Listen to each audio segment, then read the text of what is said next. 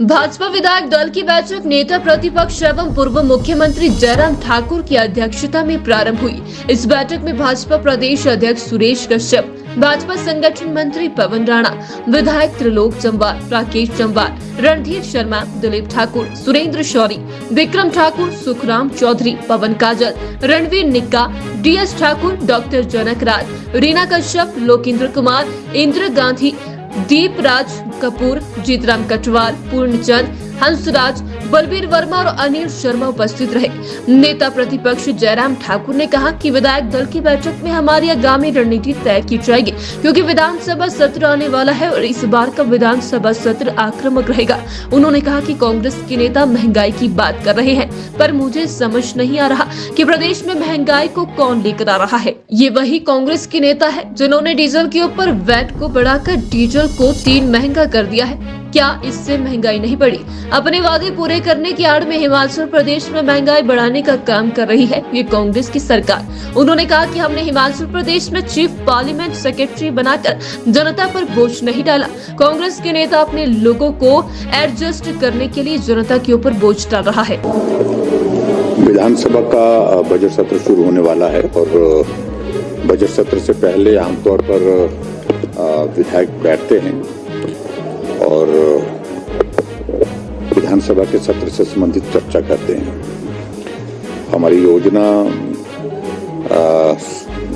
सत्र के लिए क्या रहनी चाहिए, इन सारे विषयों पर बातचीत होती है और निश्चित रूप से बहुत सारे मुद्दे हैं जिन मुद्दों को सिलसिलेवार हम विधानसभा के अंदर इस सत्र के दौरान उठाएंगे।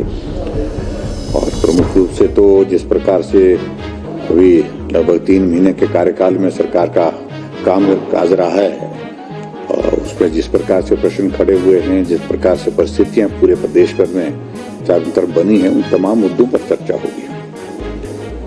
और आज हमारे लिए खुशी की बात है कि आज 3 प्रदेश नॉर्थ ईस्ट के चुनाव के दौर में जो थे उनका परिणाम निकला है और तीनों जगह हमारी गठबंधन की सरकारें बन रही है। ये हमारे लिए बहुत बड़ी प्रसन्नता का विषय है और इस प्रकार से जो स्ट्रेटजी होगी तो उसको तो हम आपसे साझा नहीं करेंगे, लेकिन उसके बावजूद विधानसभा के सत्र की दृष्टि से महत्वपूर्ण है। देखिए, इन सारे मसलों को लेकर के बड़ा सीधा सा है कि हम लीगली ओपिनियन हमने थोड़ी ले भी ली है और थोड़ा और ज्यादा हम इसमें डिटेल में थोड़ा जाना चाह रहे हैं। जल्दबाजी में हम नहीं है, लेकिन अभी तक का जो हमारा आकलन है कि सीपीएस हम भी बना सकते थे, हमारे सामने भी प्रस्ताव था, लेकिन हमने नहीं बनाया क्योंकि एक नहीं अनेकों जजमेंट्स अभी तक जो आई हैं कोर्ट की, हाई कोर्ट की और यहाँ तक के सुप्रीम कोर्ट की,